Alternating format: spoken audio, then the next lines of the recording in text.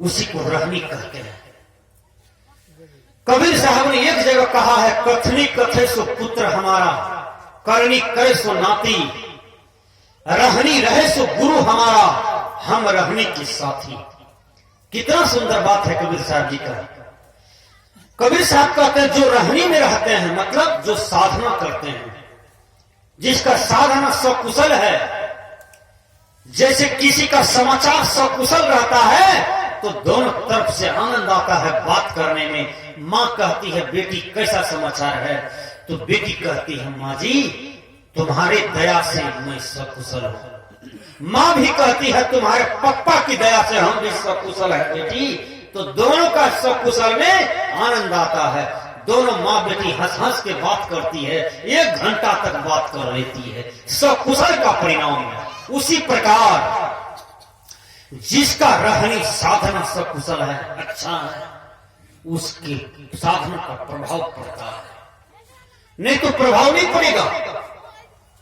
विचार कीजिए, किसी भी साधु को खैनी नहीं खाना चाहिए, किसी भी साधु महात्मा को गांजा नहीं पीना चाहिए, किसी भी साधु महात्मा को कभी भी दारू पीने वाले, शराब पीने वाले व्यक्ति का संगति नहीं करना चाहिए और न तो पीना चाहिए। किसी भी साधु को अंदर में लोभ ना हो, क्रोध ना हो, काम ना हो, अहंकार ना हो। बहुत सा साधु को अहंकार भी होता है, मैं बता देता हूं। किस चीज का अहंकार होता है? साधना का भी अहंकार होता है। मैं बहुत सुंदर बोलता हूं, गाता हूं, बजाता हूं, प्रवचन झाड़ता हूं, इसका भी अहंकार होता है। मैं बहुत सुंदर इस मठ मंदिर का मालिक हूं, इसका भी अहंकार होता है। मैं बहुत बड़ा वक्ता हूं, विद्वान हूं, इसका भी अहंकार होता है। और जिसको जिसको अहंकार हुआ, इतिहास के पन्ने में उलट करके देखिए, नारद जी को अहंकार हुआ तो नारद जी को फिर कैसे कामना घेरता है। नारद जी को कामना जब घेरता है, नारद जी को अहंकार हुआ कि मैंने तीनों लोक को जीत लिया। कबीर साहब ने एक जगह कहा है, ठगनी क्या नैना चमकावे, कबीरा तेरे हाथ ना आवे। कबीर साहब बहुत सुंदर से कहते हैं, कबीरा तेरे हाथ ना आवे। मतलब कबीर साहब साधना में सर्वोत्कृष्ट हैं, इतना सजग है अपने जीवन में कि कबीर साहब को कोई ठग नहीं सकता है, कोई माया नहीं। ठगनी क्या नैना चमकावे, मानो कोई जवान लड़की, जवान युवती ठगनी है और कबीर साहब को आंख मारते हो तो कबीर साहब ने कह दिए हो कि ठगनी क्या नैना चमकावे, कबीरा तेरे हाथ ना आवे। कबीर साहब कहते हैं मैं तेरे हाथ आने वाला नहीं हो, तुम नैना चमकाते रह जाओगे लेकिन हम तुम्हारे हाथ आने वाले नहीं। विचार कीजिए, रहनी रहे सो गुरु हमारा, हम रहनी के साथी, कथनी कथे सो पुत्र हमारा। कबीर साहब जी कहते हैं जो केवल कथनी कहता है, ठीक से सुनिए, कथनी का मतलब होता है केवल प्रवचन कहना, केवल प्रवचन झाड़ना, केवल बोल देना, लोगों को समझा देना, लेकिन अपने रहने गहनी में कहीं कुछ नहीं। इसी को कथनी कहते हैं। विचार कीजिए, ठीक से सुनिए, इसको कथनी कहते हैं। अच्छा, एक बात निवेदन मैं करता हूं, आपको 10 एकड़ जमीन जोतना है, ट्रैक्टर के फोटो के पास चले जाइए और ट्रैक्टर के फोटो को कहिए tractor tractor tractor tractor tractor, तो मेरे खेत को जोत दो, तुम मेरे खेत को जोत दो, तुम मेरे खेत को जोत दो, तुम मेरे खेत को चार समार कर दो, अरे ट्रैक्टर तुम मेरे खेत को चार समार कर दो। विचार कीजिए, क्या वो ट्रैक्टर से काम चलेगा? फोटो वाला ट्रैक्टर से काम चलेगा? फोटो में 2 बैल है, एक हर है, उस बैल को कहिए कि तुम खेत को जोत दो, फोटो वाला बैल से काम चलेगा? उसी प्रकार कितनों लंबा चौड़ा बात बोल दीजिए समाज में, राष्ट्र में, कितनों प्रवचन झाड़ दीजिए, यदि वह प्रवचन आपके जीवन में अनुसरण नहीं है तो समझ जाइए कबीर साहब ने केवल आपसे पुत्र का रिश्ता लेता है। कथनी कथे सो पुत्र हमारा, जो केवल बोलना जानता है, कहना जानता है, करता उड़ता कुछ होना है जीवन में, उसको पुत्र मानते हैं कबीर साहब। कथनी कथे सो पुत्र हमारा, करनी करे सो नाती। करनी का मतलब कर्म, जो कर्म करते हैं कबीर साहब ने कहा कि मैं उसको नाती मानता। अब आइए तीसरी बात, कबीर साहब कहते हैं रहनी रहे सो गुरु हमारा। रहनी का मतलब साधना, जो साधना में रहते हैं वो मेरा गुरु है।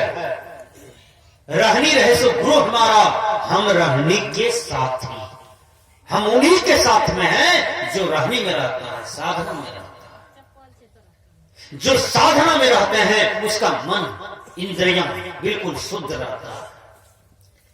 अगरबत्ती की तरफ सेंट मारता है उसका रहनी, सुगंधित होता है, बहुत सुगंधित। त्यागवान होना चाहिए, हर आदमी के जीवन में त्याग हो, तब वो सच्चा सेवा करेगा संसार में। महात्मा गांधी के जीवन में त्याग था, तब भारत माता को सेवा किया। विचार कीजिए, विनोबा भावे जी के जीवन में त्याग था, इसलिए तब भारत माता का सेवा किया। डॉक्टर मनोहर लोहिया के जीवन में त्याग की भावना थी, तब देश भारत मां के लिए सेवा किया। भगत सिंह के जीवन में त्याग था, चंद्रशेखर आजाद के जीवन में त्याग था, तब उसने भारत माता का सेवा किया। सुभाष चंद्र बोस का जीवन में त्याग था, तब भारत माता की सेवा किया। डॉक्टर राजेंद्र बाबू के जीवन में त्याग था, इसलिए भारत माता की सेवा किया।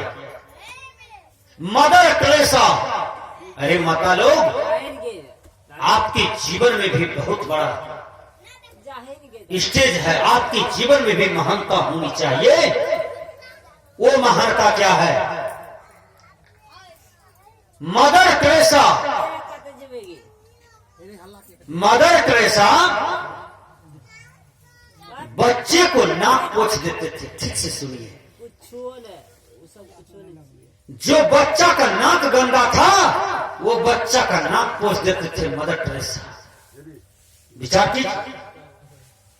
और जो बच्चा गंदा रहते थे उसको साफ साफ कपड़ा पहना देते थे, अपना पैसा से खरीद करके। और स्त्रियों की समाज में जाकर के स्त्रियों को जगाते थे, महिलाओं को जगाते थे। आज मदर टेरेसा का नाम इस धरती पर अमर हो गया।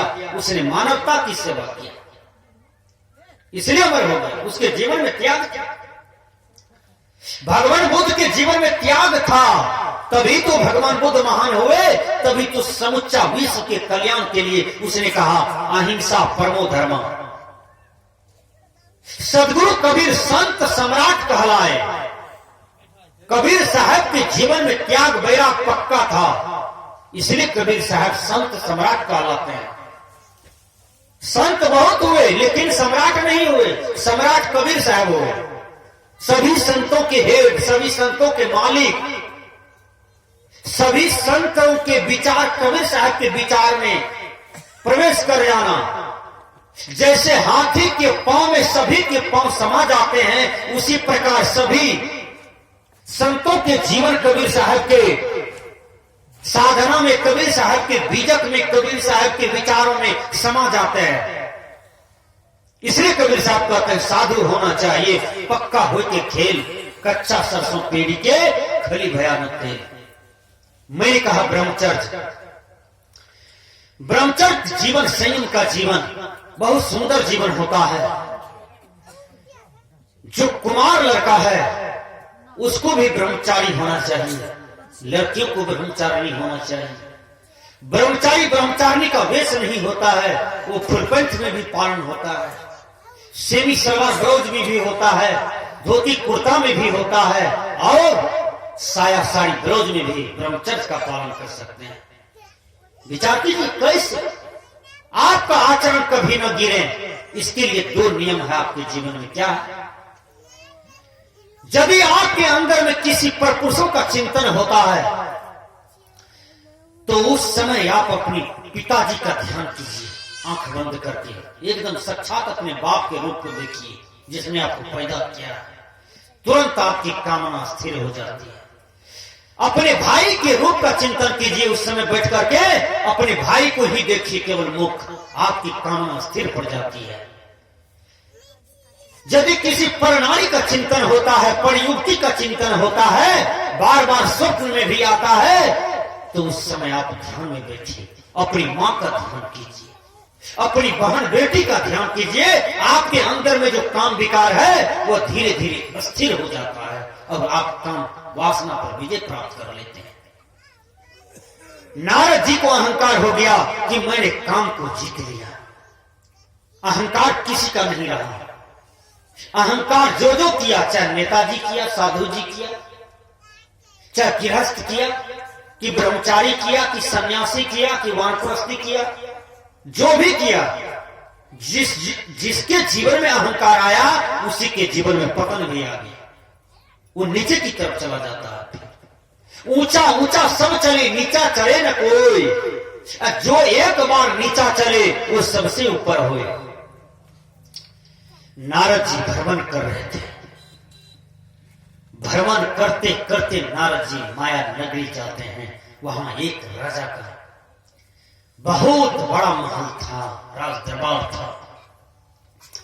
विष्णु जी समझ गए कि इसके अंदर में तो अहंकार हो गया है। ये जहां भी जाता है तो ये कहता है कि मैं तो त्रिलोक विजयी हूं, मैं तो माया को जीत लिया। कबीर साहब ने कहा, माया माह ठगनी हम जानी, त्रिगुण फांस लिए कर डोले, बोले मधुरी बानी बानी, माया माह ठगनी हम जानी। माया मुआ न मन मुआ, मर मर जात शरीर, आशा तृष्णा न मरे, यो कथ कह कबीर। कबीर साहब कहते हैं, माया न मरा, न तो मन मरा, न तो माया मरा, मर मर जात शरीर। ये शरीर केवल मरता है, फिर शरीर को धारण कर लेते हो। शरीर मरता है, फिर शरीर को धारण कर लेते हो। मर मर जात शरीर, आशा तृष्णा न मरे। कबीर साहब कहते हैं, आशा तृष्णा को मार लो तो न शरीर धरना पड़ेगा और न शरीर छोड़ना पड़ेगा, तो मुक्त हो जाओगे। जब मुक्त हो जाओगे तो ये मुक्त आत्मा का फिर जन्म मरण नहीं होता।